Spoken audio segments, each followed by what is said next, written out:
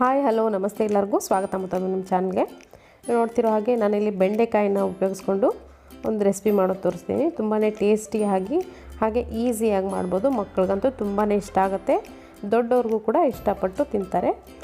ಬನ್ನಿ ಹಾಗಿದ್ರೆ ಇದನ್ನು ಯಾವ ರೀತಿ ಮಾಡೋದು ಅಂತ ನೋಡೋಣ. ನಾನಿಲ್ಲಿ ಒಂದು 1/4 kg ಕಡಿಮೆ ಬೆಂಡೆಕಾಯಿನ ತಗೊಂಡಿದ್ದೀನಿ. ನೋಡ್ತಿರ್ಬೋದು, ಒಂದು 150 ಗ್ರಾಮ್ನಷ್ಟಿದೆ. ಇದನ್ನು ಮೇಲ್ಗಡೆ ಇರೋ ತೊಟ್ಟನ್ನು ತೆಗಿತೀನಿ ನಾನು. ಸುಮಾರು ಜನ ಬೆಂಡೆಕಾಯಿನ ಅಷ್ಟಾಗಿ ಇಷ್ಟಪಡಲ್ಲ, ಯಾಕಂದರೆ ಅದನ್ನು ಮಾಡೋ ಫಾರ್ಮಿಂದೆ ಬೇರೆ ಬೇರೆ ಫಾರ್ಮಲ್ಲಿ ಮಾಡಿಕೊಟ್ರೆ ಇಷ್ಟಪಟ್ಟು ತಿಂತಾರೆ. ಇದನ್ನು ಪಲ್ಯ ಮಾಡಿದ್ರೆ ಅಥವಾ ಏನೋ ಲೋಳೆ ಇರುತ್ತೆ ಅಂತ ಜಾಸ್ತಿ ಜನ ಇಷ್ಟಪಡಲ್ಲ.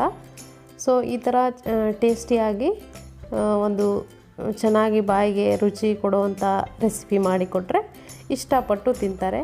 ಇದಷ್ಟೇ ಅಲ್ಲದೆ ಈ ಬೆಂಡೆಕಾಯಿನಲ್ಲಿ ಆರೋಗ್ಯಕ್ಕೆ ಅನುಕೂಲವಾಗುವಂಥ ಸುಮಾರು ವೈಟಮಿನ್ಸ್ ಇರೋದ್ರಿಂದ ತುಂಬಾ ಒಳ್ಳೆಯದು. ಅದರಲ್ಲೂ ವೈಟಮಿನ್ ಸಿ ರಿಚ್ ಆಗಿರೋದ್ರಿಂದ ಕಣ್ಣಿಗೆ ತುಂಬಾ ಒಳ್ಳೆಯದು.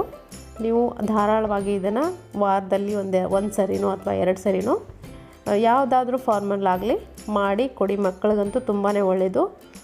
ದೊಡ್ಡವ್ರು ಕೂಡ ತಿಂದರೆ ಆರೋಗ್ಯಕ್ಕೆ ತುಂಬ ಒಳ್ಳೆಯದು. ಹಾಗೆ ಶುಗರ್ ಪೇಷಂಟ್ಸು, ಹೈ ಕೊಲೆಸ್ಟ್ರಾಲ್ ಇರುವಂಥ ವ್ಯಕ್ತಿಗಳು ಇದನ್ನು ಬಳಸ್ತಾ ಬನ್ನಿ, ತುಂಬಾ ಹೆಲ್ಪ್ ಆಗುತ್ತೆ ನಿಮಗೆ.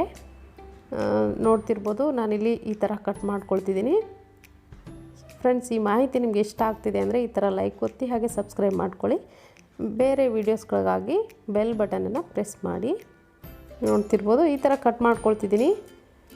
ಹಾಗೆ ಈ ಬೆಂಡೆಕಾಯಿನ ನೀವು ನಿಮ್ಮ ಡಯೆಟ್ನಲ್ಲೂ ಕೂಡ ನೀವು ಧಾರಾಳವಾಗಿ ಸೇರಿಸ್ಕೊಳ್ಬೋದು. ಹೈ ಫೈಬರ್ ಇರೋದ್ರಿಂದ ನಿಮ್ಮ ವೆಯ್ಟ್ ಲಾಸ್ ಮಾಡಲಿಕ್ಕೆ ಇದು ತುಂಬಾ ಈಸಿ ಆಗುತ್ತೆ. ಬನ್ನಿ ಹಾಗಿದ್ರೆ ಇದನ್ನು ಯಾವ ರೀತಿ ಮಾಡೋದು ಅಂತ ಕ್ವಿಕ್ಕಾಗಿ ನೋಡ್ಕೊಂಬರೋಣ. ಇದನ್ನು ಮಾಡಲಿಕ್ಕೆ ಒಂದು 10 ನಿಮಿಷ ಸಾಕು.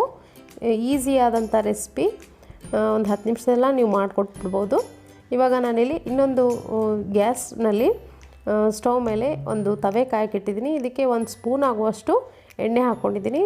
ಎಣ್ಣೆ ಕಾಯ್ದ ಮೇಲೆ ಈ ಬೆಂಡೆಕಾಯಿ ಏನಿದೆ ಈ ಥರ ನಡುವೆ ಸೀಳ್ಕೊಂಡು ಇಟ್ಕೊಂಡಿರೋ ಬೆಂಡೆಕಾಯಿಗೆ ಕಾಯಿನ ಹಾಕ್ಕೊಂಡು ಚೆನ್ನಾಗಿ ಫ್ರೈ ಮಾಡ್ಕೊಳ್ಳಿ. ಮೇಲ್ಗಡೆ 1-2 ಹನಿಯಷ್ಟು ಎಣ್ಣೆ ಕೂಡ ಹಾಕ್ಕೊಂಡು ಸ್ವಲ್ಪ ಹೊತ್ತು ಚೆನ್ನಾಗಿ ಈ ಥರ ಫ್ರೈ ಮಾಡ್ಕೊಳ್ಳಿ. ನೀವು ಎಣ್ಣೆ ಹಾಕದೆ ಕೂಡ ಫ್ರೈ ಮಾಡ್ಬೋದು. ನಾನಿಲ್ಲಿ ಸ್ವಲ್ಪ ಎಣ್ಣೆನ ಯೂಸ್ ಮಾಡಿಕೊಂಡು ಫ್ರೈ ಮಾಡ್ಕೊಳ್ತಿದ್ದೀನಿ. ಇದನ್ನು ಸ್ವಲ್ಪ ಒಂದು 2 ಚಿಟಿಕೆಯಷ್ಟು ಉಪ್ಪನ್ನು ಹಾಕ್ಕೊಂಡು ಸೇರಿಸ್ಕೊಂಡು ಫ್ರೈ ಮಾಡ್ಕೊಳ್ಳಿ. ಆವಾಗ ನಿಮಗೆ ಬೇಗನೆ ಫ್ರೈ ಆಗುತ್ತೆ. ಹಾಗೆ ಇದರಲ್ಲಿರೋ ಲೋಳೆ ಏನಿರುತ್ತೆ ಅದು ಬೇಗನೆ ಹೋಗುತ್ತೆ. ಈ ಥರ ಉಪ್ಪು ಹಾಕೋದ್ರಿಂದ ಬೇಯುತ್ತೆ ಬೇಗ. ಇದನ್ನು ನಾನು 1 ನಿಮಿಷ ಆಗುವಷ್ಟು ಮುಚ್ಚಳ ಮುಚ್ಚಿ ಒಂದು ಪಾತ್ರೆನ ಮುಚ್ಚಳ ಮುಚ್ಚಿ ಕೂಡ ಬೇಯಿಸ್ಕೊಳ್ತೀನಿ.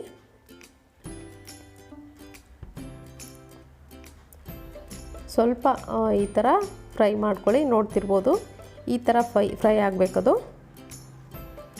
2 ಬದಿನೂ ಎಲ್ಲ ಬದಿನೂ ಕೂಡ ಈ ಥರ ಫ್ರೈ ಮಾಡ್ಕೊಳ್ಳಿ. ಆವಾಗಲೇ ನಿಮಗೆ ಲೋಳೆ ಎಲ್ಲ ಹೋಗುತ್ತೆ. ಈ ರೆಸಿಪಿ ಅಂತೂ ತುಂಬಾ ಚೆನ್ನಾಗಿರುತ್ತೆ. ಮಕ್ಳಿಗಂತೂ ತುಂಬ ಇಷ್ಟ ಆಗುತ್ತೆ ಇದು. ನೀವು ಇವತ್ತೇ ನಿಮ್ಮ ಮನೆಯಲ್ಲಿ ಮಾಡ್ಕೊಂಡು ನೋಡಿ ಅಭಿಪ್ರಾಯ ತಿಳಿಸಿ. ಸೊ ಈ ಥರ ಚೆನ್ನಾಗಿ ಸ್ಪೂನಿಂದ ಫ್ರೈ ಮಾಡ್ಕೊಂಡಾದಮೇಲೆ ಇವಾಗ ನೋಡ್ತಿರ್ಬೋದು, ಆಲ್ಮೋಸ್ಟು ಇಷ್ಟು ಫ್ರೈ ಆಗಿದೆ ಸಾಕು. ಇವಾಗ ಲೋ ಫ್ಲೇಮ್ನ ಇಟ್ಕೊಂಡು ಇದಕ್ಕೆ 1 ಟೀ ಸ್ಪೂನ್ ಆಗುವಷ್ಟು ಅಚ್ಚ ಖಾರದ ಪುಡಿ ಹಾಕ್ಕೊಳ್ತಿದ್ದೀನಿ. ಮಕ್ಕಳಿಗಾದರೆ ಸ್ವಲ್ಪ ಕಡಿಮೆ ಹಾಕಿ. ಅಚ್ಚ ಖಾರದ ಪುಡಿ, ಹಾಗೆ ಇಲ್ಲಿ ನಾನು 1 ಸ್ಪೂನ್ ಆಗುವಷ್ಟು ಬೇಸನ್ ಅಂತ ಹೇಳ್ತೀವಿ, ಕಡಲೆ ಹಿಟ್ಟನ್ನು ಹಾಕ್ಕೊಳ್ತಿದ್ದೀನಿ. ಕಡಲೆ ಹಿಟ್ಟು ಹಾಕ್ಕೊಂಡು ಇದನ್ನು ಒಂದು ಸರಿ ಚೆನ್ನಾಗಿ ಮಿಕ್ಸ್ ಮಾಡ್ಕೊಳ್ಳಿ. ಲೋ ಫ್ಲೇಮ್ನ ಇಟ್ಕೊಂಡೇ ಮಿಕ್ಸ್ ಮಾಡ್ಕೊಳ್ಳಿ. ಇದನ್ನು ಕಡಲೆ ಹಿಟ್ಟು ಹಾಕಾದ್ಮೇಲೆ ಸ್ವಲ್ಪ ಹೊತ್ತು ಇನ್ನೊಂದು ಸರಿ ಹುರಿಬೇಕಾಗತ್ತೆ. ಈ ಥರ ಸ್ಪೂನಿಂದ ಕೈ ಆಡಿಸಿ ಸ್ವಲ್ಪ ಹೊತ್ತು. ಆ ಕಡಲೆ ಹಿಟ್ಟಿನ ಏನಿದೆ ಮಿಕ್ಸ್ಚರು ಅದು ಈ ಬೆಂಡೆಕಾಯಿಗೆ ಅಂಟ್ಕೊಳ್ಬೇಕು. ಅಲ್ಲಿವರೆಗೂ ಸ್ವಲ್ಪ ಹೊತ್ತು ಚೆನ್ನಾಗಿ ಈ ಥರ ಮಿಕ್ಸ್ ಮಾಡ್ಕೊಳ್ಳಿ.